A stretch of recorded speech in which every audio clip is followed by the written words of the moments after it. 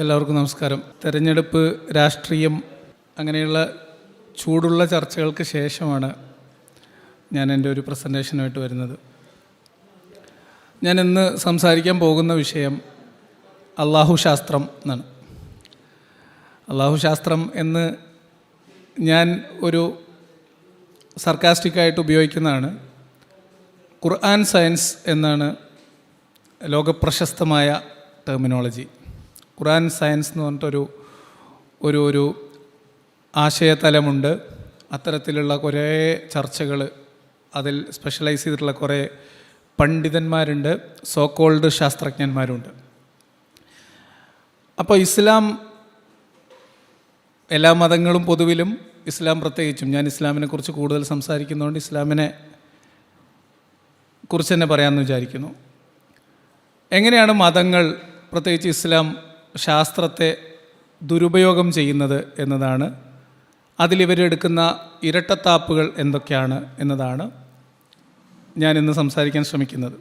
ഇസ്ലാം മതവിശ്വാസികൾക്ക്, അല്ല ഇസ്ലാമിന് പലപ്പോഴും ശാസ്ത്രം എന്ന് പറയുന്നത് നമ്മളൊരു ബൊഫെ ഡിന്നറിന് ചെന്നതുപോലെയാണ്. അതിങ്ങനെ മൊത്തത്തിലൊന്നിങ്ങനെ നോക്കും, എല്ലാം ഒന്ന് വട്ടം കറങ്ങി നോക്കിയിട്ട് നമ്മളെ പ്ലേറ്റിലേക്ക് പാകമാവുന്നത്, നമുക്ക് വേണമെന്ന് തോന്നുന്നത് എടുക്കും, അല്ലാത്തത് ഒഴിവാക്കും. ഇതാണ് ശാസ്ത്രത്തോടുള്ള ഇസ്ലാമിൻ്റെ സമീപനം എക്കാലത്തും. ഇപ്പോഴും അങ്ങനെ തന്നെയാണ്. ശാസ്ത്രവും മതവും കാര്യങ്ങളെ വിശദീകരിക്കുന്നതിലുള്ള വ്യത്യാസം നിങ്ങൾക്കൊക്കെ അറിയാം. ശാസ്ത്രം എന്ന് പറയുന്നത് തെളിവുകളും നിഗമനങ്ങളുടെയും അടിസ്ഥാനത്തിലാണ് മുന്നോട്ട് പോകുന്നത്, അല്ലെങ്കിൽ തെളിവുകളിൽ നിന്ന് തെളിവുകൾ നയിക്കുന്ന ദിശയിലേക്കാണ് ശാസ്ത്രത്തിൻ്റെ നിഗമനങ്ങൾ പോവുക. വിശ്വാസം എന്ന് പറയുന്നത് വിശ്വാസത്തിൽ നിന്ന് ആദ്യമേ ഒരു തീരുമാനം ഉണ്ടാവും, ആ തീരുമാനത്തിൽ നിന്ന് തെളിവ് അന്വേഷിച്ച് പോവാണ്. അതുകൊണ്ടാണ് ചില ബൊഫയിൽ കയറിയിട്ട് ആവശ്യമുള്ളത് മാത്രം അവിടെ നിന്ന് എടുത്തുകൊണ്ട് പോകുന്നത്. അതേപോലെ തന്നെ മതങ്ങൾ, ശാസ്ത്രത്തിൻ്റെ രീതി ചോദ്യം ചെയ്തുകൊണ്ട് മുന്നോട്ട് പോകുക എന്നുള്ളതാണ്. കിട്ടിയ തെളിവുകളെ വീണ്ടും ചോദ്യം ചെയ്യുക, പുതിയ കാര്യങ്ങളിൽ പുതിയ ചോദ്യങ്ങൾ ഉന്നയിക്കുക. ഒരാളൊരു നിഗമനമോ ഒരു സിദ്ധാന്തമായിട്ട് വരുമ്പോൾ അതിൽ ചോദ്യങ്ങൾ, യുക്തിഭദ്രമായിട്ടുള്ള ചോദ്യങ്ങൾ ഉന്നയിക്കുക എന്നുള്ളതാണ്. അങ്ങനെ ചോദ്യങ്ങളിലൂടെ പുതിയ പുതിയ ശരികളിലേക്ക്, അല്ലെങ്കിൽ മികച്ച വസ്തുതകളിലേക്ക്, അറിവിലേക്ക് പോകുക എന്നുള്ളതാണ് ശാസ്ത്രത്തിൻ്റെ രീതി. പക്ഷെ മതത്തിൽ അങ്ങനെയല്ല. മതത്തിൽ നമ്മളടുത്ത് തെളിവും വസ്തുതയൊക്കെ ആദ്യം കിതാബിലുണ്ട്, പിന്നെ നമ്മൾ ചോദിക്കാൻ പാടില്ല. ഈ കിതാബിലേക്ക് പാകമാകുന്ന തെളിവ് എവിടെയെങ്കിലും ഉണ്ടെങ്കിൽ നിങ്ങൾ പോയിട്ട് അന്വേഷിച്ച് വന്നോളൂ, അതിൽ നിങ്ങൾ PhD എടുത്തോളൂ, അതിന് വേണ്ടി നിങ്ങൾ എന്ത് വേണേൽ പഠിച്ചോ. പക്ഷേ ഇതിൽ വേറെ ചോദ്യമൊന്നും ചോദിക്കരുത്, കാരണം ഉത്തരം ഇവിടെ കിതാബിലുണ്ട്. അതുകൊണ്ട് മതം അതിനെ തീരെ അംഗീകരിക്കുന്നില്ല. അതേപോലെ തന്നെ ശാസ്ത്രം എന്ന് പറയുന്നത് പുതിയ അറിവ് കിട്ടുമ്പോൾ എന്ത് ചെയ്യും, അത് അപ്ഡേറ്റ് ചെയ്യും, മാറിക്കൊണ്ടിരിക്കും. മതത്തിൽ പിന്നെ അങ്ങനെ മാറ്റമൊന്നുമില്ല. എല്ലാ കാലത്തേക്കും ഏറ്റവും ഉത്തമമായതും ഏറ്റവും മികച്ചതും നമ്മളടുത്തുള്ളത് എന്തോ അതായിരിക്കും. അപ്പോൾ പുതിയ കാലത്ത് ശാസ്ത്ര യുഗത്തിൽ ഇസ്ലാമിക സമൂഹം, അല്ലെങ്കിൽ പ്രത്യേകിച്ച് ദഅ്വ പ്രസ്ഥാനങ്ങൾ, ഇസ്ലാമിക പ്രബോധനം ഉത്തരവാദിത്തമായി ഏറ്റെടുത്തിട്ടുള്ള സംഘങ്ങളൊക്കെ ഖുർആൻ കാലികമാണ്, ഖുർആൻ സാർവലൗകികമാണ് എന്ന് തെളിയിക്കാൻ വേണ്ടി ശാസ്ത്രത്തെ കൂട്ടുപിടിക്കുന്ന രസകരമായിട്ടുള്ള കാഴ്ച നമുക്ക് കാണാൻ പറ്റും. അവർ പല ഗവേഷണ പഠനങ്ങൾ എന്ന പേരിൽ പല കസർത്തുകൾ നടത്തിയിട്ട് ഖുർആനിൽ ഒളിഞ്ഞിരിക്കുന്ന ശാസ്ത്ര വസ്തുതകളും അത്ഭുതങ്ങളും ചെകഞ്ഞെടുക്കുന്ന കലാപരിപാടിയുണ്ട്.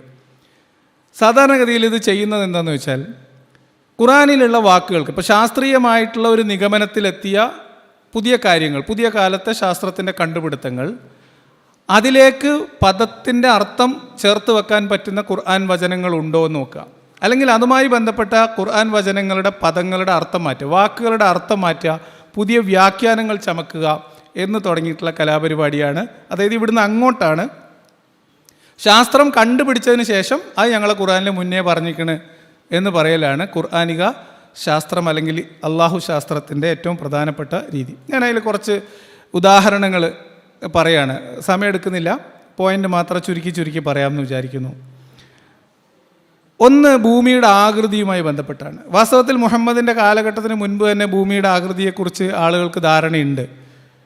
പക്ഷേ അതൊരു ശാസ്ത്രീയമായിട്ടുള്ള കൺഫർമേഷൻ വന്നിരുന്നില്ല എന്ന് മാത്രമേ ഉള്ളൂ. ഇവിടെ ഖുർആനിൽ ഭൂമിയെക്കുറിച്ച് പറയുന്നിടത്തെല്ലാം ഭൂമി പരന്ന പരവതാനി പോലെ വിരിച്ചിട്ട ഒരു വിരിപ്പ് പോലെ ആണുള്ളത്. അതായത് പരന്ന ഭൂമിയാണ്. ഇന്നും ഈ ഫ്ലാറ്റ് എർത്ത് സിദ്ധാന്തത്തിൻ്റെ വക്താക്കളായിട്ടുള്ള ഇസ്ലാമിക പ്രബോധകർ അല്ലെങ്കിൽ പണ്ഡിതന്മാർ പല വീഡിയോകളും നിങ്ങൾക്ക് ഇപ്പോഴും സോഷ്യൽ മീഡിയയിൽ കിട്ടും. ഭൂമി ഉരുണ്ടിട്ടാണെന്നൊക്കെ പറയുന്നത് ശാസ്ത്രം നുണ പറയുന്നതാണ്, അത് ഇസ്ലാമിനെതിരെ, ഇസ്ലാമിനെ തകർക്കാൻ വേണ്ടി ശാസ്ത്രജ്ഞന്മാരുണ്ടാക്കിയ കെട്ടുകഥയാണെന്ന് പറയുന്ന പണ്ഡിതന്മാരുണ്ട് ഇപ്പോഴും ലോകത്ത് പല ഭാഗത്തും. നമുക്ക് വിശ്വസിക്കാൻ പ്രയാസമുണ്ടെന്നേ ഉള്ളൂ. അവരുടെ തെളിവ് ഖുർആനിൽ അള്ളാഹ് പറഞ്ഞിട്ടുണ്ട് ഭൂമി പരന്നിട്ടാണെന്ന്. അള്ളാഹിനേക്കാളും വിവരമുണ്ടോ ശാസ്ത്രജ്ഞന്മാർക്ക് എന്നുള്ളതാണ് ചോദ്യം. അപ്പം അത്തരം ആളുകളുടെ തെളിവ് അതാണ്. അതേ സമയത്ത് ശാസ്ത്രീയമായിട്ട് പുരോഗതി പ്രാപിച്ച സമൂഹങ്ങളിൽ ജീവിക്കുന്ന ദഅവ പ്രവർത്തകർക്ക് പക്ഷേ അങ്ങനെ പറയാൻ കഴിയില്ല. കാരണം അവർക്ക് ഇതൊക്കെ അറിയാം, ഇതാണ് ശരിയെന്നുള്ളത്. പിന്നെ അവർക്ക് ആകെ ചെയ്യാൻ പറ്റുന്ന ഒരു കാര്യം, അത് പ്രയോഗതലത്തിൽ നമുക്ക് ജീവിക്കാവുന്ന തരത്തിൽ ഭൂമിയെ ഒരുക്കി എന്നാണ് അർത്ഥം. എഴുതിയത് അങ്ങനെയാണെങ്കിലും വായിക്കേണ്ടത്, സംഗതി പരന്നിട്ടാണ് എഴുതിയതെങ്കിലും ആ പരപ്പ് എന്ന് പറഞ്ഞാൽ നിങ്ങൾ ഉദ്ദേശിക്കുന്ന പരപ്പല്ല എന്നാണ് അവർ പറയാം. ഭൂമി ഇങ്ങനെ എന്താ പറയുക, ആളുകൾക്ക്, മനുഷ്യർക്ക് വാസയോഗ്യമായ രീതിയിൽ വിധാനിച്ചു എന്നുള്ളതാണ് അവരുടെ ഒരു തെളിവ്. കാരണം ഇന്ന് ഭൂമി പരന്നതാണെന്ന് പറയാൻ പറ്റില്ല. അപ്പോൾ ഭൂമി പരന്നതാണ് എന്നതിൽ നിന്ന് ഒരു കാലത്ത് ഭൂമി ഉരുട്ടാൻ വേണ്ടി ഖുർആനിലെ ഈ ഒട്ടകങ്ങൾ അല്ലെങ്കിൽ ഒട്ടകപ്പക്ഷി ചെനക്കുന്നത് പോലെ, ഇങ്ങനെ കാലുകൊണ്ട് ചിക്കിച്ചെനക്കി പരത്തി ഒപ്പമാക്കുന്നത് പോലെ, പാകപ്പെടുത്തുന്നത് പോലെ പാകപ്പെടുത്തി അള്ളാഹു എന്ന് പറയുന്നൊരു വാചകത്തെ ഒട്ടകപ്പക്ഷിയുടെ മുട്ടയിലേക്ക് കൊണ്ടുപോയി ആ ഒട്ടകപ്പക്ഷിയുടെ മുട്ടയുടെ ആകൃതിയിലാണ് ഭൂമി എന്നാണ് അള്ളാഹ് അവിടെ ഉദ്ദേശിച്ചതെന്നൊക്കെ അർത്ഥം പറയുന്ന ആൾക്കാർ നമ്മൾ കണ്ടിട്ടുണ്ട്. അങ്ങനെ പല സിദ്ധാന്തങ്ങളുണ്ട്. പിന്നെ അതേപോലെ തന്നെ രാത്രിയെ പകലിൽ നിന്ന് ഊരിയെടുക്കുന്നു, ചുറ്റിപ്പൊതിയുന്നു എന്നൊക്കെ പറഞ്ഞാൽ, ഈ ചുറ്റിപ്പൊതിയാണെങ്കിൽ ഇത് സംഗതി ഗോളാകൃതിയിലാവണ്ടേ, അപ്പോൾ പിന്നെ അള്ളാഹു പറഞ്ഞത് ശരിയല്ലേ എന്നൊക്കെ ചോദിക്കുന്ന ആൾക്കാരുണ്ട്. പക്ഷേ ഖുർആനിൽ ഭൂമിയുടെ ആകൃതി വളരെ കൃത്യമായി പരത്തിയിട്ടിട്ടുണ്ട് അള്ളാഹു. എന്ന് മാത്രമല്ല, അടുത്തൊരു സയൻസ്, ഇങ്ങനെ പരത്തിയിട്ട ഭൂമി ഇളകിപ്പോകാതിരിക്കാൻ, കുലുങ്ങാതിരിക്കാൻ അള്ളാഹു പർവ്വതങ്ങളെ ആണികളാക്കി വെച്ചിട്ടുണ്ട് എന്നും. അപ്പോൾ പർവ്വതങ്ങൾ ആണിയാക്കി എന്ന ഖുർആനിൻ്റെ പ്രയോഗം ശാസ്ത്രീയമായിട്ട് എത്ര ശരിയാണ് എന്ന് നിങ്ങൾ നോക്കൂ. ഇപ്പോൾ നമ്മൾ ഭൂമിയിൽ കാണുന്ന പർവ്വതങ്ങൾ എത്ര ഉയരത്തിലേക്കുണ്ടോ അത്രയും തന്നെ ആഴത്തിലേക്ക് സമുദ്രത്തിൻ്റെ താഴത്തോട്ട്, സമുദ്രനിരപ്പിന് താഴത്തോട്ടും പോകുന്നുണ്ടല്ലോ. അപ്പോൾ ആണി എന്ന പ്രയോഗം എത്ര അർത്ഥവത്താണ് എന്നാണ് ഒരു ഘട്ടത്തിൽ പർവ്വതശാസ്ത്രവുമായിട്ട് ബന്ധപ്പെടുത്തി പറഞ്ഞിരുന്നത്. പക്ഷേ ഭൗമശാസ്ത്രം പഠിക്കുന്ന ആളുകൾക്ക്, നമുക്ക് ഏറ്റവും അടിസ്ഥാനപരമായിട്ട് നമുക്ക് ബേസിക്കായിട്ട് നമുക്കിന്ന് അറിയാം, പർവ്വതം പടച്ചോൻ കൊണ്ടുവന്ന് ആണി അടിച്ചു വെച്ച സാധനമൊന്നും അല്ലെന്നും അത് ടെക്ടോണിക് പ്ലേറ്റുകളുടെ കൂട്ടിയിടി കാരണം രൂപപ്പെടുന്ന ഒരു ഭൗമ പ്രതിഭാസമാണെന്നും അത്തരം ആണി അടിച്ചങ്ങനെ ഉറപ്പിച്ച് നിർത്തിയിരിക്കുക എന്നല്ല, എവറസ്റ്റ് ഉൾപ്പെടെയുള്ള പർവ്വതങ്ങളൊക്കെ ഇപ്പോഴും അതിൻ്റെ മുന്നോട്ടുള്ള വളർച്ച നേടിക്കൊണ്ടിരിക്കുകയാണ് ചെറിയ രീതിയിൽ. അത് എ പി ഉസ്താദിൻ്റെ കയ്യിലുള്ള മുടി വളരുന്ന പോലെയല്ല, വളരെ കൃത്യമായി ശാസ്ത്രീയമായി കണക്കുകൾ തിട്ടപ്പെടുത്തി വെച്ചിട്ടുള്ള വളർച്ച ഉള്ളതാണ്. പിന്നെ അതേപോലെ തന്നെ ഖുർആൻ്റെ പ്രയോഗം അനുസരിച്ച് പർവ്വതങ്ങളെ അള്ളാഹു ആണിയാക്കിയത് ഈ പരത്തിയിട്ട ഭൂമി ഇളകാതിരിക്കാനാണ്. എന്ന് പറഞ്ഞാൽ പർവ്വതങ്ങൾ ഭൂമി കുലുക്കത്തെ പ്രതിരോധിക്കും എന്നാണ് ഒരു കാലത്ത് മൂല്യന്മാരൊക്കെ അയാൾ പറഞ്ഞിരുന്നത്. പക്ഷെ നമുക്കിന്ന് അറിയാം, പർവ്വത പ്രദേശങ്ങളിലാണ് ഭൂമി കുലുക്കം ഏറ്റവും കൂടുതൽ ഉള്ളത്. അപ്പോൾ ഖുർആൻ ശാസ്ത്രത്തിൻ്റെ അവസ്ഥ ഇങ്ങനെയാണ്. ഇങ്ങനെ ഒരുപാട് ഉദാഹരണങ്ങളുണ്ട്. ഞാൻ കുറച്ചെണ്ണം കൂടി ഇങ്ങനെ ഒരു കൗതുകത്തിന് നമ്മൾ ഓടിച്ചു പോവാം. കാരണം ഇത് മതവിശ്വാസികൾ ഇപ്പോൾ പറച്ചിൽ നിർത്തിയതാണ് ഇതിൽ കുറേ എണ്ണം. അതുകൊണ്ട് നമ്മൾ മറന്നു പോകാൻ പാടില്ല. അള്ളാഹിൻ്റെ കിതാബിലുള്ള നമ്മൾ മറക്കാൻ പാടില്ല. അപ്പോൾ അതുകൊണ്ട് അത് നമ്മൾ ഓർമ്മിച്ചിരിക്കണം എന്നുള്ളതാണ്. പിന്നെ ഇപ്പോഴും ഇടയ്ക്കൊക്കെ ചില ആൾക്കാർ പറയാറുള്ള ഒരു സാധനമാണ് ഈ മറജൽ ബഹ്റൈനി യൽതഖിയാൻ എന്ന് പറഞ്ഞ സാധനം. അതായത് കടലിലെ ഒരു പ്രതിഭാസത്തെക്കുറിച്ച് പറയുന്ന ഒരു കാര്യം. ഈ ജിബ്രാൾട്ടർ കടലിടുക്ക്, മീൻസ് കടലുമായി ബന്ധപ്പെട്ട് അറ്റ്ലാന്റിക് സമുദ്രവും പസഫിക് സമുദ്രവും കൂടിച്ചേരുന്നിടത്ത് കാണുന്ന കളർ വ്യത്യാസത്തെ അള്ളാഹു ഖുർആനിലൂടെ വിശദീകരിച്ചത് 2 കടലുകൾ കൂടിച്ചേരാതെ നിൽക്കുന്ന മഹാ അത്ഭുതം എന്ന രീതിയിലാണ്.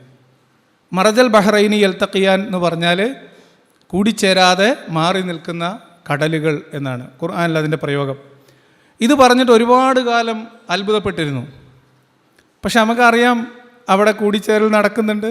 അതിൻ്റെ സാന്ദ്രതയിലുള്ള വ്യത്യാസം കാരണം അത് കുറച്ച് പതിയാണ് നടക്കുന്നത്.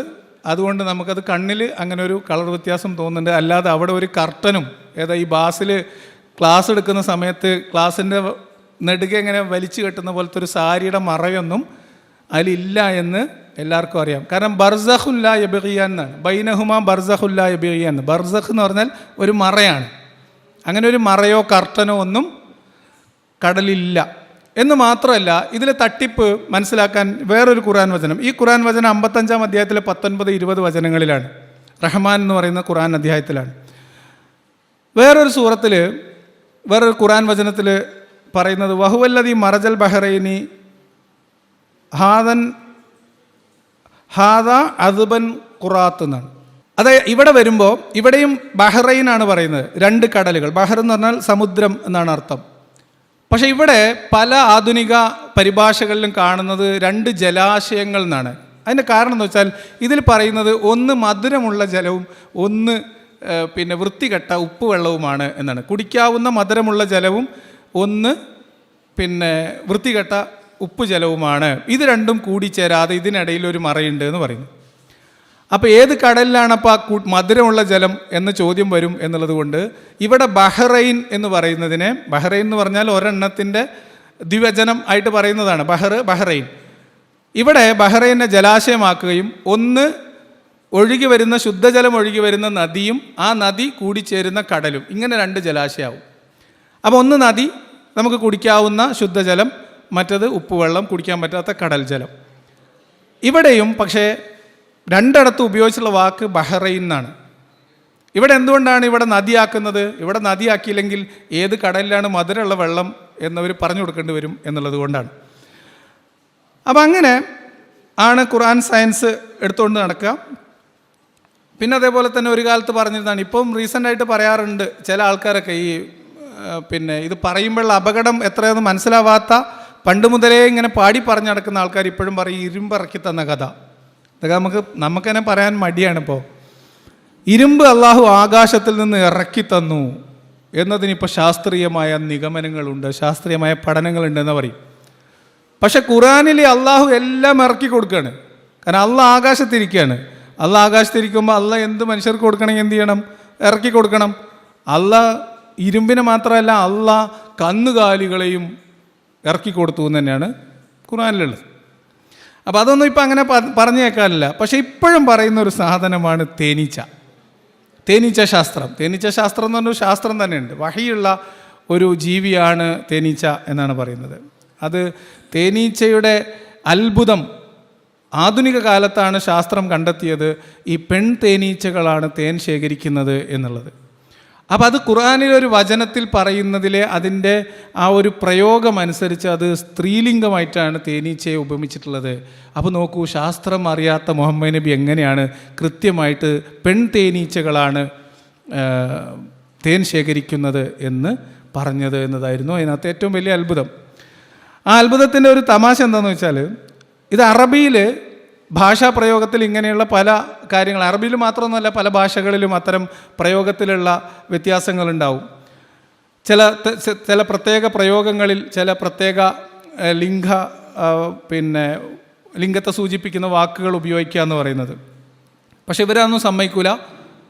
അതൊക്കെ നിങ്ങൾ വെറുതെ പറയണതാണ്, പഠിച്ചോൻ ഇതൊക്കെ അറിയാം, അതുകൊണ്ടാണ്. അല്ലെങ്കിൽ തേനീച്ച എന്ന് പറഞ്ഞാൽ പോരെ, തേനീച്ചകൾ എന്ന് പറഞ്ഞാൽ പോരെ, പെൺ തേനീച്ചകൾ എന്ന് പ്രത്യേകം പറഞ്ഞതിൻ്റെ കാരണം എന്താണെന്ന് ചോദിക്കും. അങ്ങനെ പറയുമ്പോഴുള്ള പ്രശ്നം എന്താണെന്ന് ചോദിച്ചാൽ, ഇവർ പറയേണ്ടത് കാള നമുക്ക് പാല് തരുന്നോ എന്നും കൂടി ഉത്തരം പറയണം. ഖുർആനിൽ തന്നെ മറ്റൊരു സ്ഥലത്ത് ജന്തുക്കളെ കുറിച്ച് പറയുന്നിടത്ത് പറയുന്നത് മിൻ ബത്നിഹി എന്നാണ്. അതായത് കന്നുകാലികൾ അവരുടെ വയറിൽ നിന്ന് നിങ്ങൾക്ക് പാല് തരുന്നു എന്ന് പറയുന്നിടത്ത് ബത്നിഹി എന്ന് പറയുന്ന പ്രയോഗം പുരുഷന്മാരെ സൂചിപ്പിക്കുന്ന പ്രയോഗമാണ്. അപ്പോൾ കന്നുകാലികളിൽ നേരത്തെ പറഞ്ഞ എന്താണ്, ഇത്തഹദി എന്നാണ് പറഞ്ഞത്. ഇത്തഹദി എന്ന് പറയുമ്പോൾ അത് തേനീച്ചകളിലെ പെണ്ണുങ്ങളോടാണെങ്കിൽ മിൻ ബത്നിഹി എന്ന് പറഞ്ഞാൽ പുരുഷന്മാരിലെ കന്നുകാലികളിലെ പുരുഷന്മാരോടാണ്. അപ്പം നമുക്ക് പാല് തരുന്നത് ആരാണ്? കാള നമുക്ക് പാല് തരുന്നു എന്ന് നമ്മൾ കുട്ടികളെ പഠിപ്പിക്കേണ്ടി വരും. അപ്പോൾ ഇപ്പോൾ അതങ്ങനെ പറയാറില്ല, ഈ സാധനങ്ങളൊന്നും ഇപ്പോൾ അങ്ങനെ പറയാറില്ല. ഇവിടെ തേനീച്ചയുടെ കേസ് വരുമ്പോൾ അത് കൃത്യമായിട്ടുള്ള സയൻസ് ആയിരിക്കും. ഈ സാധനം നമ്മൾ പറഞ്ഞാൽ പറയും അത് ഭാഷാപരമായിട്ടുള്ള പ്രയോഗത്തിലുള്ള ഒരു സാധനമാണ് എന്ന് പറയും. ആയിഷ പറഞ്ഞതായിട്ട് പറയപ്പെടുന്നത് അത് എഴുതിയെടുത്തപ്പോൾ എന്തോ അക്ഷരം മാറിപ്പോയതാണ്, ഖുർആൻ വഹി എഴുതി വെച്ച ആൾക്കാർക്ക് എന്തോ അക്ഷരം തെറ്റിപ്പോയതാണ്. അപ്പം ഇങ്ങനെയൊക്കെയാണ് സാധനങ്ങൾ. പിന്നെ മറ്റു ചില പോപ്പുലറായിട്ടുള്ള വിഡൽസ് നമുക്കൊന്ന് ഓടിച്ചു പോവാം. ഫിറൗൻ്റെ ശരീരം ഇപ്പോഴും പറയുന്ന സാധനമാണ് ഫിറൗൻ്റെ ജഡം. ഈജിപ്തിലെ മ്യൂസിയത്തിലിരിക്കുന്ന ഫിറൗൻ്റെ ജഡം പണ്ട് കടലിൽ അള്ളാഹു മുക്കിക്കളഞ്ഞ ഫിറൗൻ ആണ് എന്ന് പറയും. അപ്പോൾ അതിൻ്റെ കാരണമായിട്ട് പറയുന്നത് അതിൽ നിന്ന് ഉപ്പിൻ്റെ കണികകൾ ആ ഡെഡ് ബോഡി ആ മമ്മിയിൽ നിന്ന് കിട്ടിയിട്ടുണ്ടെന്നാണ്. അപ്പോൾ മമ്മിഫിക്കേഷൻ്റെ ഏറ്റവും ബേസിക് ആയിട്ടുള്ള കാര്യങ്ങൾ പോലും അറിയാത്ത പാവങ്ങൾ വിചാരിക്കും, ശരിയാണല്ലോ, കടലിലല്ലേ ഉപ്പുള്ളൂ, അപ്പോൾ പിന്നെ ഡെഡ് ബോഡിയിൽ എങ്ങനെ ഉപ്പ് വന്നു, അത് ഫിറൗൻ തന്നെ എന്ന് ഉറപ്പിക്കും. പക്ഷേ ഈ അബദ്ധം കേരളത്തിലുള്ള ദഅ്വാ പ്രവർത്തകരൊക്കെ തിരുത്തുകയും 2014 തന്നെ ഈ ഉണക്കമീൻ എന്നാണ് നമ്മളിതിനെ പറയുന്നത് അല്ലേ, ഉണക്കമീൻ ബോഡിയുമായി ബന്ധപ്പെട്ട ഈ കഥ പറയുന്നതൊന്നും അത്ര ശരിയല്ല എന്ന് പറയുന്ന ആൾ ഇപ്പോൾ നമ്മൾ അബ്ദുള്ള ബാസിലിൻ്റെ ബിസിനസ് പാർട്ട്ണറാണ്. അയാൾ സലഫി തന്നെയാണ്. അയാൾ ഒരു പ്രഭാഷണത്തിൽ പറഞ്ഞിട്ടുണ്ട്, ഇങ്ങനത്തെ വിടൽസ് നമ്മൾ വിട്ടാൽ അത് ഭാവിയിൽ വലിയ പ്രത്യാഘാതങ്ങൾ ഉണ്ടാക്കും എന്നാണ്. കാരണം ഫറവോമാരുടെ ജഡം ഒരു കടലിൽ നിന്ന് കിട്ടിയതായിട്ട് നാളിതുവരെ രേഖയൊന്നും ഇല്ല എന്നാണ് നമ്മുടെ അറിവ്. ഫറവോമാരുടെ ജഡങ്ങൾ കിട്ടിയിട്ടുള്ളത് പിരമിഡുകളിൽ നിന്നാണ്. മുഹമ്മദിന് ഈജിപ്ത് അത്ര അറിയാത്ത പ്രദേശമൊന്നുമല്ല. അപ്പോൾ അവിടുത്തെ മമ്മിഫിക്കേഷൻ്റെ കഥകളും ചരിത്രങ്ങളും ഒന്നും അറിയാൻ പാടില്ലാത്ത ആളൊന്നുമല്ല മുഹമ്മദ് എന്നുള്ളതും അതിനോട് ചേർത്ത് വായിക്കുക. അപ്പോൾ എന്തായാലും ഫിറൗൻ്റെ കഥ. പിന്നെ ഒരു പ്രധാനപ്പെട്ട സാധനമാണ് വിരലടയാളം എന്ന് പറയുന്ന സാധനം. വാസ്തവത്തിൽ വിരലടയാളത്തെക്കുറിച്ച് ഖുർആനിലൊരു പരാമർശം പോലുമില്ല. നിങ്ങൾ മരിച്ച് മണ്ണായി കഴിഞ്ഞാലും അള്ളാഹു നിങ്ങളെ ആ മണ്ണിൽ നിന്ന് പുനരുജ്ജീവിപ്പിക്കുന്നതുമായി ബന്ധപ്പെട്ട് പറയുമ്പോൾ സൂക്ഷ്മാർത്ഥത്തിൽ നിങ്ങളെ പുനഃസൃഷ്ടിക്കും എന്ന് പറയാൻ വേണ്ടി നിങ്ങളുടെ വിരലുകളുടെ അറ്റങ്ങൾ പോലും ക്രമപ്പെടുത്തും എന്ന് ഖുർആനിലൊരു പ്രയോഗമുണ്ട്. ആ പ്രയോഗത്തിൽ ഊന്നിയിട്ടാണ് വിരലടയാളം കണ്ടോ എന്ന് പറയുന്നത്. അപ്പം ഇങ്ങനെ ഇതൊക്കെ കേൾക്കുമ്പോൾ വിശ്വാസത്തിലിരിക്കുന്ന ആളുകൾക്ക് അല്ലെങ്കിൽ സംശയം ചെറുതായിട്ട് തോന്നി തുടങ്ങുന്ന ആളുകൾക്ക് ഇത്തരം 2 അത്ഭുതം അങ്ങോട്ട് ഇട്ട് കൊടുത്താൽ ഉണ്ടോ, ശരി, അസ്തഗ്ഫിറുല്ലാഹ്. അപ്പോൾ ഈമാനിൽ തന്നെ കുറച്ച് ദിവസം കൂടി നിൽക്കാം. അതല്ലെങ്കിൽ ഇതിനകത്ത് നിൽക്കണം, ഇത് തെറ്റാണെന്നൊക്കെ മനസ്സിലായി, പക്ഷെ ഇതിനകത്ത് എങ്ങനെ നിന്നേ പറ്റൂ എന്നുള്ളവർക്ക് നാട്ടുകാരോട് പറയാൻ എന്തെങ്കിലുമൊക്കെ ഒരു ലോജിക്ക് വേണ്ടേ. അതിനാണ് ഈ ഖുർആൻ ശാസ്ത്രം തള്ളിക്കൊണ്ട് നടക്കുന്നത്. ദഅ്വക്കാർ കൊണ്ട് നടക്കുന്നത് ഞങ്ങളെ കിതാബ് ഭയങ്കര കിതാബാണ്, അത് നിങ്ങൾ വേറെ സിനിമയിൽ പറഞ്ഞ മാതിരി ഇത് മണി വ്യത്യാസപ്പെട്ട ഒരു കിതാബാണ് എന്ന് പറയാൻ വേണ്ടി പുതിയ ആളുകൾക്ക് ഇത് പറഞ്ഞു കൊടുക്കുമ്പോൾ അതിൽ അവർക്ക് അത്ഭുതം ഉണ്ടാക്കാൻ വേണ്ടിയിട്ടാണ്. പിന്നെയാണ് ഈ എക്സ്പാൻഡിങ് യൂണിവേഴ്സ് എന്ന് പറഞ്ഞ സാധനം. പ്രപഞ്ചം വികസിക്കുന്നു എന്ന സിദ്ധാന്തം ഖുർആനിൽ നോക്കൂ. ബിഗ് ബാങ് മാത്രമല്ല, അതിങ്ങനെ വികസിച്ചുകൊണ്ടേയിരിക്കുകയാണ് എന്ന് പറയുന്ന പുതിയ ശാസ്ത്ര അറിവ് ഖുർആനിൽ പണ്ടേ ഉണ്ട് എന്നാണ് പറയുക. പക്ഷേ ഈ ഖുർആനിലെ പ്രപഞ്ചം എന്താണെന്ന് മനസ്സിലാക്കിയാലാണ് നമുക്ക് ഇതിൻ്റെ അത്ഭുതം മനസ്സിലാവുക. ഖുർആനിലെ പ്രപഞ്ചം എന്ന് പറഞ്ഞാൽ ഭൂമിയും ആകാശവും അതിൻ്റെ ഇടയിലുള്ളതും ആണ്. ഭൂമിയുമായി ഒട്ടിച്ചേർന്ന ആകാശം ആണ് ഖുർആനിലുള്ളത്. അത് പിന്നെ അള്ളാഹു 2 ആക്കി തിരിച്ചു എന്നാണ്. ബൈബിൾ ഉൽപ്പത്തി കഥയിലുള്ള അതേ സാധനം. ആദ്യം ഒരു വിധാനമായിരുന്നു, പിന്നെ ആകാശത്തെ ഇന്ന് ഉയർത്തി ഇവിടെ ഭൂമിയാക്കി എന്ന് പറയുന്ന ഈ സാധനം ഖുർആനിൽ കോപ്പി അടിച്ച് വെച്ചിട്ടുണ്ട്. അതാണ് ഇപ്പോൾ എക്സ്പാൻഷനായിട്ടും കാര്യങ്ങളൊക്കെ എക്സ്പാൻഷൻ ഓഫ് യൂണിവേഴ്സായിട്ടൊക്കെ പറയുന്നത്. ഇങ്ങനെ കുറേ ഉണ്ട്, ഇത് നമ്മൾ പറഞ്ഞെങ്ങനെ തീരൂല, ഇങ്ങനെ കുറേ ഉണ്ട്.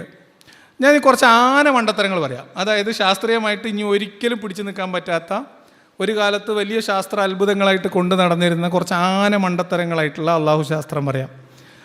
അതിലൊന്നാണ് ആകാശം. ആകാശത്തെക്കുറിച്ച് ഖുർആനിൽ വാചാലമാകുന്ന അള്ളാഹു പറയുന്നത് നിങ്ങൾ ആകാശത്തേക്ക് നോക്കൂ എന്നാണ്. ആകാശത്തേക്ക് നോക്കുമ്പോൾ നിങ്ങൾക്ക് അവിടെ ആകാശം കാണും, പക്ഷെ നിങ്ങൾ അതിൻ്റെ തൂണുകൾ കാണുന്നില്ല. അദൃശ്യമായ തൂണുകളാൽ ഉയർത്തി നിർത്തിയ ആകാശത്തേക്ക് നോക്കൂ, അത് അള്ളാഹിനെ കൊണ്ടല്ലാതെ വേറെ ആർക്ക് കഴിയും എന്നുള്ളതാണ് ഒരത്ഭുതം. ഒരുപാട് കാലം ഇത് പറഞ്ഞു നടന്നിരുന്നു. പിന്നെ 7 ആകാശമുണ്ട്, അങ്ങനത്തെ 7 ആകാശം. ഈ 7 ആകാശം പണ്ട് ശാസ്ത്രീയമായിട്ട് പറയാൻ ബുദ്ധിമുട്ടായതുകൊണ്ട് ഈ വട്ടത്തിലുള്ള ഭൂമി ഗോളാകൃതിയുള്ള ഭൂമി ആയപ്പം 7 ആകാശം ബുദ്ധിമുട്ടായി. അപ്പോൾ സമദാനിയൊക്കെ പണ്ട് എൻ്റെ ചെറുപ്പത്തിൽ വയറു പറഞ്ഞ് നമ്മളൊക്കെ ഇങ്ങനെ രോമാഞ്ചിഫിക്കേഷൻ വന്നിരുന്ന സാധനമാണ് ഈ അന്തരീക്ഷത്തിലെ വായുവിൻ്റെ 7 തട്ടുകൾ, അന്തരീക്ഷത്തിൻ്റെ 7 തട്ടുകളെക്കുറിച്ചാണിത് പറയുന്നത്. 7 ശരിയായില്ലേ? അപ്പോൾ ഈ രീതിയിലാണ് ഖുർആൻ ശാസ്ത്രം വന്നത്. അപ്പോൾ ആകാശത്തെക്കുറിച്ച് അള്ളാഹു പല കാര്യങ്ങൾ പറയുന്നുണ്ട്. ഈ ആകാശത്തു നിന്നാണ് അള്ളാഹു ഇരുമ്പിറക്കി തരുന്നത് എന്ന് മാത്രമല്ല, ഈ ആകാശത്തു നിന്ന് കന്നുകാലിനെ മാത്രമല്ല, ഈ ആകാശത്തു നിന്നാണ് മഴ പെയ്യുന്നത്. പക്ഷെ ഇപ്പോൾ അത് അങ്ങനെ പറയാൻ പറ്റില്ലാത്തതുകൊണ്ട് ഇപ്പോഴും പല ആൾക്കാരും പറയൂ കേട്ടോ. പുതിയ ഈ അടുത്ത കാലത്ത് ഒരാൾ എന്നെ ഫോൺ ചെയ്തിട്ട് പിന്നെ ആകാശമില്ലേ എന്ന് ചോദിച്ചു. അപ്പോൾ ആകാശം എന്ന് പറയുന്നത് ഒരു വിധാനമാണ്. അത് മാത്രമല്ല, ഖിയാമത്ത് നാളിൽ ലോകം അവസാനിക്കുമ്പോൾ ഇതെല്ലാം കൂടെ പൊട്ടിപ്പൊളിഞ്ഞ് താഴെ ഭൂമിയിൽ വീഴാനുള്ള സാധനമാണ്. ഏത്? ഈ നമ്മളീ കാണുന്ന ആകാശം. ഇതൊരു ഡൂമ് പോലെ ദൈവം ഉയർത്തി നിർത്തിയിരിക്കുകയാണ്. അതിൽ അത്ഭുതം എന്താ വെച്ചാൽ അതിൻ്റെ തൂണുകൾ നമുക്ക് കാണാൻ കഴിയില്ല എന്നുള്ളതാണ്. അതാണ് ആകാശശാസ്ത്രം. അതേപോലെ തന്നെയാണ് ഹൃദയം കൊണ്ടുള്ള ചിന്ത. ഞാൻ വേറെ പറയുന്നുണ്ട്, അതിലേക്ക് വരാം. ഹൃദയം കൊണ്ട് ചിന്തിക്കുക. സൂര്യൻ്റെ അസ്തമയം ചെളിത്തടാകത്തിലാണ് ദുൽഖർനൈൻ കണ്ടു എന്നാണ്. ഇപ്പം അതിനെ പറയാമെന്ന് വെച്ചാൽ അത് അള്ളാഹു പറഞ്ഞത്, നബി പറഞ്ഞതൊന്നുമല്ല. ദുൽഖർനൈൻ അങ്ങനെ തോന്നി എന്ന് ദുൽഖർനൈൻ പറഞ്ഞതായിട്ട് നബി അനുചരനോട് പറഞ്ഞു കൊടുക്കുകയാണെന്നാണ്. പക്ഷേ അതിലെ രസം എന്താണെന്ന് വെച്ചാൽ, അബൂദറെ എനക്കറിയോ ഈ സൂര്യൻ എങ്ങോട്ടാണ് പോകുന്നതെന്ന് വെറുതെ ഇരുന്ന അബൂദറിനെ അങ്ങോട്ട് പോയി വിളിച്ചിട്ട് നബി പറഞ്ഞു കൊടുത്തതാണ് ഈ സാധനം. എന്ത്? സൂര്യൻ ചലിക്കുന്നു എന്ന് മാത്രമല്ല, സൂര്യൻ ഇങ്ങനെ പോയിട്ട് പടിഞ്ഞാറ് ഒരു ചളിക്കുണ്ടിൽ അസ്തമിക്കുന്നത് പോലെ ദുൽഖർനൈൻ കണ്ടു എന്ന് പറയുമ്പോഴും മുഹമ്മദ് നബി കൂട്ടിച്ചേർത്ത് പറഞ്ഞു കൊടുക്കുന്നത്, എന്നാൽ അത് ചളിക്കുണ്ടിക്കൊന്നല്ല പോകുന്നത്, അത് അള്ളാഹിൻ്റെ അർഷിൻ്റെ താഴെ പോയി കുത്തിയിരിക്കും രാത്രി. എന്നിട്ട് രാവിലെ ആകുമ്പോൾ അള്ളാഹിനോട് ചോദിക്കും, സമയമായില്ല, എന്നാൽ ഞാൻ പോയി ഉദിച്ചോട്ടെ എന്ന് ചോദിക്കും. അപ്പോൾ അള്ളാഹ് അനുമതി കൊടുക്കും. അങ്ങനെ കിഴക്ക് വന്നുദിക്കും. ഒരു ദിവസം അള്ളാഹ് പറയും, അല്ല ജി എന്നിപ്പോൾ കിഴക്കല്ല, ജി ഇന്ന് പടിഞ്ഞാട്ട് ഉദിക്കുക അറിയും. അന്ന് പടിഞ്ഞാറ് ഉദിക്കും. അത് ലോകാവസാനത്തിൻ്റെ അവസാനത്തെ അടയാളങ്ങളിൽ ഒന്നായിട്ട് സംഭവിക്കും. ഇതാണ് വിശ്വാസം. ഇതാണ് സൂര്യനുമായി ബന്ധപ്പെട്ട്. ഇതൊക്കെ പൊളിഞ്ഞ് പാളീസായ ആനമണ്ടത്തരങ്ങളെക്കുറിച്ചാണ് ഞാൻ പറയണേ. ഹൃദയശാസ്ത്രം നമുക്ക് പറയാം. അതേപോലെ പർവ്വതങ്ങളുടെ കുലുക്കം ഞാൻ ഓൾറെഡി പറഞ്ഞു. അതായത് പർവ്വതങ്ങളെങ്ങനെ ആണിയാക്കിയത് ഭൂമി കുലുങ്ങാതിരിക്കാനാണ്. അപ്പോൾ ഭൂമി കുലുക്കം പർവ്വതമുള്ള പ്രദേശങ്ങളിൽ ഉണ്ടാവില്ല എന്നൊരു തെറ്റിദ്ധാരണ ഉള്ള കാലത്ത് ഇത് വലിയ ശാസ്ത്രമായിട്ട് പറഞ്ഞിരുന്നു. ഇപ്പോൾ നമുക്ക് പറയാൻ പറ്റില്ല. ഇപ്പോൾ പർവ്വതങ്ങൾ ഉള്ള പ്രദേശങ്ങളിലാണ് ഭൂമി കുലുക്കം കൂടുതലായിട്ടുള്ളതെന്ന് ഏത് കുട്ടികൾക്കും അറിയാം. അപ്പോൾ അതുകൊണ്ട് ഇപ്പോൾ അതൊന്നും പറയാറില്ല. പിന്നെ പാൽ ഉൽപ്പാദനം ഓരോ സാധനമുണ്ട്. മുതുകിനും പിന്നെ രക്തത്തിനും ഇടയിൽ നിന്ന്, അല്ലെങ്കിൽ ചാണകത്തിനും മൂത്രത്തിനും ഇടയിൽ നിന്നാണ് നിങ്ങൾക്ക് അള്ളാഹു പാല് തരുന്നത്, അതിലേക്ക് നോക്കൂ എന്നൊക്കെ പറഞ്ഞിട്ടുണ്ട്. അതൊന്നും ഇപ്പോൾ അങ്ങനെ പറയാറില്ല. അത് അവിടെ നിന്നല്ല എന്നിപ്പോൾ ആൾക്കാർക്ക് ഏകദേശം ധാരണയുണ്ട്. കാരണം പല ദാഴിമാരും പല ഡോക്ടർമാരും എല്ല് ഡോക്ടർമാരും ഒക്കെയാണ്. അപ്പോൾ അതുകൊണ്ട് അവർക്കതൊന്നും പറയാൻ പറ്റാത്തത് കൊണ്ട് ഇപ്പോൾ അവരതൊന്നും കാര്യമായിട്ട് എടുക്കാറില്ല. പക്ഷെ എന്നിട്ടും പറയുന്നൊരു മണ്ടത്തരമുണ്ട്. ഈ അടുത്ത് പറഞ്ഞൊരു സാധനമാണ് നക്ഷത്രങ്ങളെ പെറുക്കി എറിയുന്ന അള്ളാഹു. നക്ഷത്രങ്ങളെ പെറുക്കി ഇബിലീസിനെ എറിയുന്ന അള്ളാഹു എന്ന് പറയുന്ന ഖുർആൻ വചനത്തെ ഗൾഫിൽ ജോലി ചെയ്യുന്ന ഒരു MD, ഫിസിഷ്യനാണോ അയാൾ, പിന്നെ എല്ല് ഡോക്ടറാണോ എനിക്കറിയില്ല, അയാൾ ഇരുന്ന് ന്യായീകരിച്ചത് അത് നക്ഷത്രങ്ങളിൽ നിന്ന് വരുന്ന റേസാണ്. അത് അള്ളാഹു എന്തിനാ നമുക്ക് അറിയില്ല. അത്ഭുതം, നമുക്കങ്ങനെ അത്ഭുതപ്പെട്ടിരിക്കാം, അത് അള്ളാഹു എന്തെങ്കിലും കണ്ടിട്ടുണ്ടാവും എന്നുള്ളതാണ്. അപ്പോൾ ഇതാണ് ഞാൻ പറഞ്ഞത്. ശാസ്ത്രത്തെ ഖുർആൻ എല്ലാ കാലത്തും അല്ലെങ്കിൽ ഇസ്ലാമിസ്റ്റുകൾ ഉപയോഗിച്ചിരുന്നത് ഒരു ബൊഫെ പോലെ, അവർക്ക് പറ്റുന്നത് എടുക്കും, അവർക്ക് പറ്റാത്തത് കളയും എന്ന രീതിയിലാണ്. അതിന് ഞാൻ വളരെ സ്പെസിഫിക് ആയിട്ടുള്ള 2 ഉദാഹരണങ്ങൾ പറയാം. ഇവർ ശാസ്ത്രത്തെ ഒരു ഭാഗത്ത് ഖുർആൻ ശാസ്ത്ര അത്ഭുതങ്ങളുടെ ഖനിയാണെന്ന് പറയുകയും അതേ സമയത്ത് ശാസ്ത്രത്തെ നിരാകരിക്കുകയും ചെയ്യുന്നതിന് വളരെ ക്ലാസിക്കലായിട്ടുള്ള 2 ഉദാഹരണങ്ങൾ നമുക്ക് പറയാം. നമ്മൾ നേരത്തെ പറഞ്ഞ ബിഗ് ബാങ് ഖുർആനിൽ ഉണ്ട് എന്നാണ് ഇവർ പറയാം. ഖുർആനിൽ 21:30 ബിഗ് ബാങ് ഉണ്ട്, ആകാശങ്ങളും ഭൂമിയും ഒട്ടിച്ചേർന്നിരുന്നു, പിന്നീട് നാം അതിനെ വേർപ്പെടുത്തി, കണ്ടോ ബിഗ് ബാങ് എന്ന് പറയും. അപ്പോൾ ഇതാണ് ബിഗ് ബാങ്. ഇസ്ലാമിൻ്റെ കാഴ്ചപ്പാടിലെ പ്രപഞ്ചം നിങ്ങളോട് പറഞ്ഞു, സമാവാത്തും അർളും പിന്നെ അതിൻ്റെ ഇടയിലുള്ളതും, ആകാശവും ഭൂമിയും അതിനിടയിലുള്ളതുമാണ് പ്രപഞ്ചം. ഇവർ ഈ പ്രപഞ്ചത്തിൻ്റെ അത്ഭുതം പറയാൻ വേണ്ടി നമ്മളെ മുന്നിൽ കൊണ്ടുതരുന്ന പ്രപഞ്ചത്തിൻ്റെ പിക്ചർ ഉണ്ടല്ലോ, അത് ശാസ്ത്രീയമായി കണ്ടെത്തിയതാണ്, ഖുർആനിൽ വിവരമൊന്നുമില്ല. അപ്പോൾ ഇത് ഈ പറയുന്ന ബിഗ് ബാങ്ങിനെ ഖുർആനിലുണ്ട് എന്ന് പറയുകയും ബിഗ് ബാങ്ങിനെ ഖുർആനിലുണ്ടെന്ന് പറഞ്ഞാൽ എന്താ അർത്ഥം? ബിഗ് ബാങ് സത്യമാണെന്നല്ല അർത്ഥം, അതിനവർ അംഗീകരിക്കുന്നു എന്നല്ല അർത്ഥം. ഇതേ മെത്തഡോളജിയിൽ പ്രൂവ് ചെയ്യപ്പെട്ടിട്ടുള്ള ശാസ്ത്രമായിട്ടുള്ള പരിണാമത്തെ ഇവർ നിരാകരിക്കുകയും ചെയ്യും. ബിഗ് ബാങ് ഖുർആനിലുണ്ട്, പരിണാമം തെറ്റാണ്. പരിണാമം ശാസ്ത്രം തെറ്റാണ്. അത് ശാസ്ത്രജ്ഞന്മാർ ഇസ്ലാമിനെ പൊളിക്കാൻ വേണ്ടി പരിണാമം ഉണ്ടാക്കിയതാണെന്നാണ് ഈ അടുത്ത് ഒരു PhD താഴി പറഞ്ഞത്.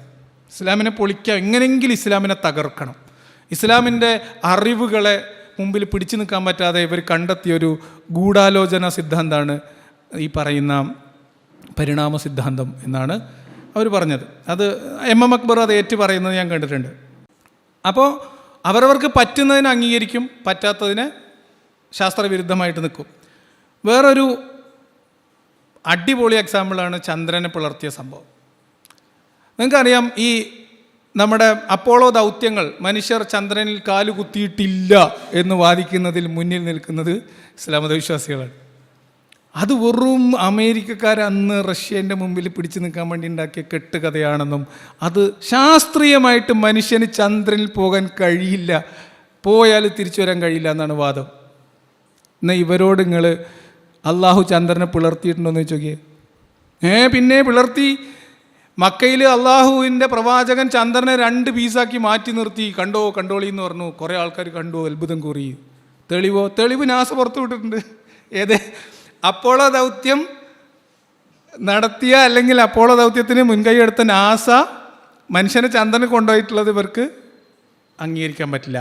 പക്ഷേ ചന്ദ്രനിലുള്ള ഒരു പാടുണ്ട്, ഒരു വിള്ളൽ. അത് വിള്ളലുണ്ടെന്ന് നാസ സ്ഥിരീകരിച്ചിട്ടുണ്ട്. ആ വിള്ളൽ എന്ത് വിള്ളലാണ്? വെറുതെ ചന്ദ്രനിലൊരു വിള്ളൽ ഉണ്ടാവുമെന്നാണ് ചോദിക്കുന്നത്. അത് അന്ന് അള്ളാഹു ചന്ദ്രനെ പിളർത്തിയതിന് ശേഷം ചേർത്ത് വെച്ചപ്പോൾ ചെറിയൊരു പാട് വന്നു. ആ പാടാണ് നാസ കണ്ടെത്തിയ ഈ വിള്ളൽ എന്നാണ് പറയുന്നത്. അപ്പോൾ നാസയുടെ കണ്ടുപിടുത്തങ്ങളെ, വിവരങ്ങളെ, പ്രവർത്തനങ്ങളെ ഇവർക്ക് വേണ്ടിടത്ത് എടുക്കും, ഇവർക്ക് വേണ്ടാത്തതിനെ നിരാകരിക്കും. ഇതാണ് ഇവരുടെ ഇനി ഇതിനേക്കാളും വലിയ രസം, മനുഷ്യൻ ശാസ്ത്രീയമായിട്ട് നമ്മൾ നിഗമനത്തിലെത്തിയാൽ അന്നുള്ള ശാസ്ത്ര സാങ്കേതിക വിദ്യ ഉപയോഗിച്ചുകൊണ്ട് ചന്ദ്രനിൽ ഇറങ്ങാൻ കഴിയില്ല എന്ന് പറയുന്ന അതേ ആളുകളോട് നിങ്ങൾ മുഹമ്മദ് നബി ആകാശയാത്ര നടത്തിയിട്ടുണ്ടോ ബുറാക്കിൻ്റെ മുകളിൽ നിന്ന് ചോദിക്കുക? പിന്നെ അത് ഖുർആനിൽ തെളിവുള്ളതല്ലേ. അള്ളാഹുവിൻ്റെ റസൂലിനെ അള്ളാഹു മക്കയിൽ നിന്ന് ബൈത്തുൽ മുഖദ്ദസിലേക്ക് നേർരേഖയിലും പിന്നെ കുത്തനെയും കൊണ്ടുപോയി. അത് ശാസ്ത്രീയമായിട്ട് പറ്റുമെന്ന് വെച്ചാൽ അതിന് ഐസക് ന്യൂട്ടൻ്റെ ഫിസിക്സ് വരെ ഇവരിപ്പോൾ തെളിവായിട്ട് പറയും. അതാണ് അള്ളാഹു ശാസ്ത്രജ്ഞന്മാരുടെ ഇരട്ടത്താപ്പിൻ്റെ ആഴം. ഇനി നമ്മളീ പറഞ്ഞത് ഇത് മണ്ടത്തരം എങ്ങനെയാണ്? ഇതങ്ങനെ മണ്ടത്തരം പറഞ്ഞു, അവർ കുറച്ച് ആൾക്കാർ ന്യായീകരിക്കുന്നു, കുറച്ച് പേരങ്ങനെ കുറേ കഴിയുമ്പോൾ മാറിക്കോളും എന്ന് പറയാലോ. ഇത് മനുഷ്യരുടെ ജീവിതത്തിലെ ഇസ്ലാം എന്ന് പറയുന്ന മതം ഉണ്ടാക്കിയ മുഹമ്മദിൻ്റെ വിവരക്കേടുകൾ അതുപോലെ പിന്തുടരുമ്പോൾ മനുഷ്യരനുഭവിക്കുന്ന പ്രയാസങ്ങൾക്കൊരു ഉദാഹരണം. ഇത് അധികം ആൾക്കാർ പറഞ്ഞു കേട്ടിട്ടില്ലാത്തൊരു സാധനമാണ്, അത് ഞാൻ പറയാം. അതിനു മുൻപ് സാധാരണ മനുഷ്യരുടെ അറിവുള്ള മനുഷ്യർ ഇതെങ്ങനെയാണ് ആളുകൾക്കിടയിൽ പരിഹാസ്യരാക്കുന്നതെന്ന് പറഞ്ഞിട്ട് ഞാൻ ആ വിഷയത്തിലേക്ക് വരാം. ജബ്ബാർ എം അക്ബർ സംവാദത്തിൻ്റെ വേദിയിലാണ് എം അക്ബർ ആ വെളിപ്പെടുത്തൽ നടത്തിയത്. ഞങ്ങൾ റെഡി ടു വെയിറ്റ് ആണ്. എന്തിന്? ചിന്തയുടെ കേന്ദ്രം ഹൃദയമാണ് എന്ന് ഖുർആനിൽ പറഞ്ഞിട്ടുണ്ട്. ശാസ്ത്രം അങ്ങോട്ട് പോയിക്കൊണ്ടിരിക്കുകയാണ്. ശാസ്ത്രം ഇന്നല്ലെങ്കിൽ നാളെ അത് പറയും. അതുവരെ ഞങ്ങൾ കാത്തിരിക്കാൻ തയ്യാറാണ്. തലച്ചോറ് കൊണ്ട് മാത്രമാണ് തലച്ചോറാണ് അല്ലെങ്കിൽ മസ്തിഷ്കവുമായി ബന്ധപ്പെട്ടാണ് മനുഷ്യൻ്റെ ചിന്തയും ബുദ്ധിയും പ്രവർത്തിക്കുന്നത് എന്നൊക്കെ ശാസ്ത്രം ഇപ്പോൾ പറയുന്നുണ്ടെങ്കിലും ഖുർആനിൽ ചിന്തയുമായി ഹൃദയത്തിന് ബന്ധമുണ്ട് എന്ന് പറഞ്ഞിട്ടുണ്ട്. ശാസ്ത്രം ഇന്നല്ലെങ്കിൽ നാളെ അവിടെ എത്തും, ഞങ്ങളതുവരെ കാത്തിരിക്കാം എന്ന് ശാസ്ത്രം പഠിച്ച ഒരു ദാഴിയെ കൊണ്ട് പറയിപ്പിക്കുന്ന അവസ്ഥയിലേക്ക് ഈ മതം മനുഷ്യനെ അപഹാസ്യനാക്കും എന്നുള്ളതാണ് ഒരു പോയിന്റ്. രണ്ടാമത്, എല്ലാ മനുഷ്യന്മാരെയും ഇത് ബാധിക്കുന്ന, എല്ലാ മുസ്ലിങ്ങൾ, ലോകത്തുള്ള സകല മുസ്ലിങ്ങളെയും ബാധിക്കുന്ന ഒരു മണ്ടത്തരം മുഹമ്മദ് നബി മരിക്കണീൻ്റെ തൊട്ട് തലേക്കൊല്ലം കാണിച്ചത് ഞാൻ പറയാം. നമുക്കറിയാം, ലൂണാർ കലണ്ടറാണ് ഹിജ്റ കലണ്ടർ.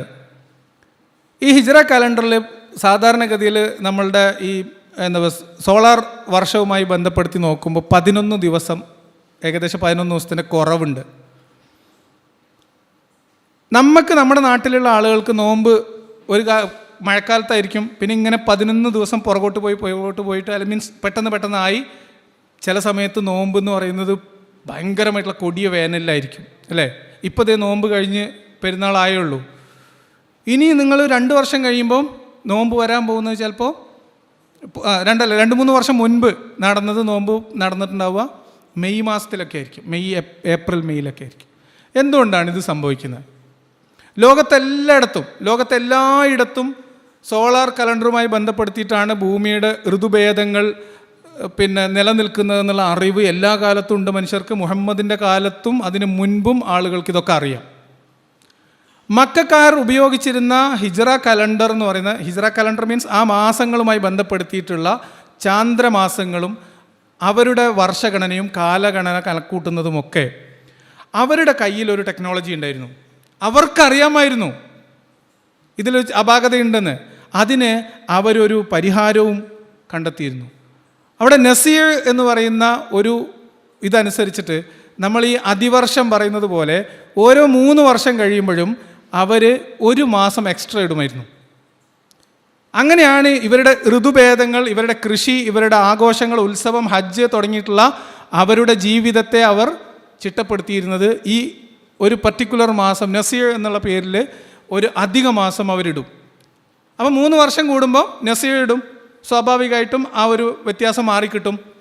ഹജ്ജ് എപ്പോഴും ഒരേ കാലത്ത് തന്നെ നടക്കും. ഇങ്ങനെയാണ് അവിടെ നടത്തിക്കൊണ്ടിരുന്നത്. മുഹമ്മദ് ജനിച്ച് ജീവിച്ചത് ഈ സിസ്റ്റത്തിലാണ്. മുഹമ്മദ് മരിക്കുന്നതിന് മുൻപ് ഹജ്ജത്തുൽ വിദായിൽ വെച്ചൊരു പ്രഖ്യാപനം നടത്തുകയാണ്.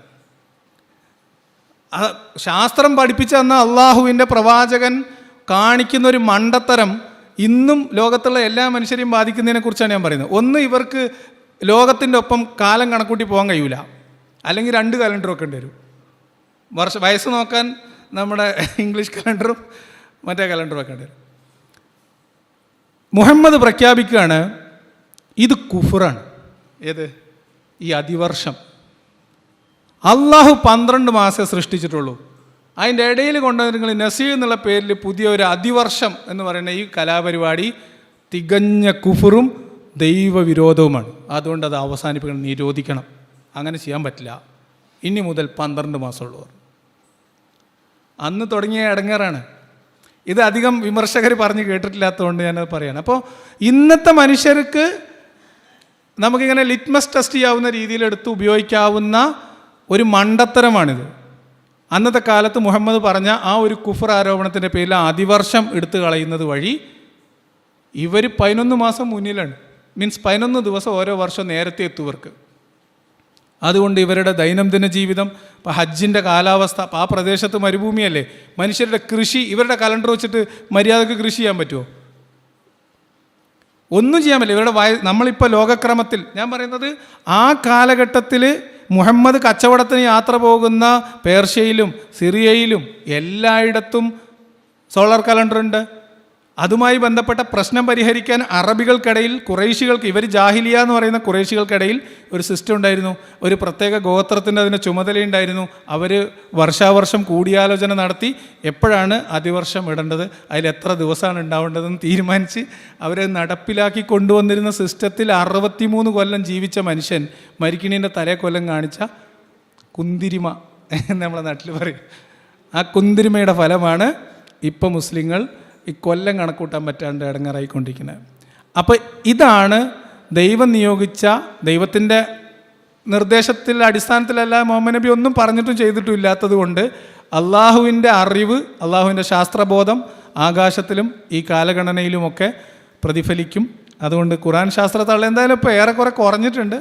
വളരെ അപൂർവമായിട്ടുള്ള ചില ഈ ബിഗ് ബാങ്, ഭ്രൂണശാസ്ത്രം എന്നൊക്കെ പറഞ്ഞിട്ട് ഇപ്പം ഇങ്ങനെ നടക്കാറുണ്ട്. പിന്നെ പുതിയൊരു പ്രവണത വരുന്നത് ഈ കണക്കിലെ കളികൾ, അത്ഭുതങ്ങൾ എന്നൊക്കെയാണ്. അതൊക്കെ നമുക്ക് പിന്നെ ഒരവസരത്തിൽ ഖുർആനിലെ ഗണിതശാസ്ത്ര അത്ഭുതങ്ങൾ മറ്റൊരവസരത്തിൽ പറയാം. എന്തായാലും ഇങ്ങനെ പരിപാടിക്ക് വിളിച്ചതിനുള്ള നന്ദി പറയുന്നു. ക്ഷമയോടെ കേട്ടിരുന്ന എല്ലാവർക്കും നന്ദി. Thank you.